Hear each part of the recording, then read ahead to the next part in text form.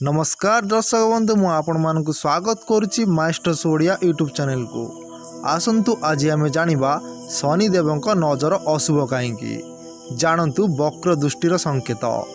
आमर धारणा रही शनिकर अशुभ दृष्टि जेकोसी व्यक्ति मानक ऊपर पड़ी था से व्यक्ति मानकर समस्त काम विघ्न घटी था।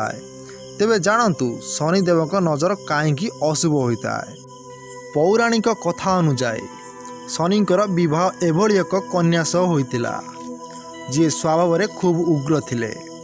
थरे शनिदेव पत्नी पुत्रर लालसारे तांको पाखरे पहुँची थिले, किंतु भगवान शनि भक्ति रे एते मात्रा लीन हो जाइतिले जे तांकु एही विषय जना ही पड़ी नथिला। एपरी हेबा द्वारा मर्माहत होई पत्नी निजे शनिदेव को अभिशाप देई कहिले, जहा उपरे आपणक दृष्टि पड़िबो सेई व्यक्तिंकर सबकिछि नष्ट हो जिवो। कारण पत्नी थाई मध्य शनिदेव केबे भी निज पत्नी को भल पाइबा दृष्टि देखि नथिले।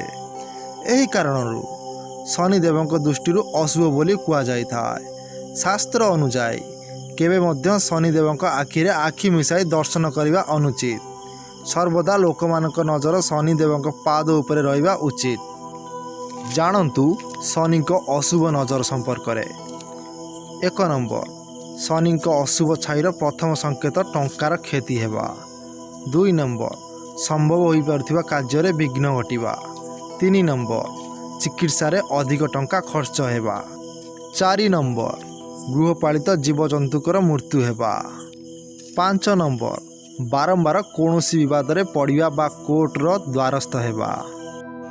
तेबे आज छोट वीडियोटी आपण मानक जदि पसंद आसता आम चैनल को लाइक करंतु, शेयर करंतु एवं कमेंट बॉक्स रे आपणक मतामत लिखंतु। एहीपरि छोट छोट वीडियो देखिया पई आम चैनल को सब्सक्राइब करी पाखरे थिबा बेल आइकन टी को प्रेस करि दियंतु।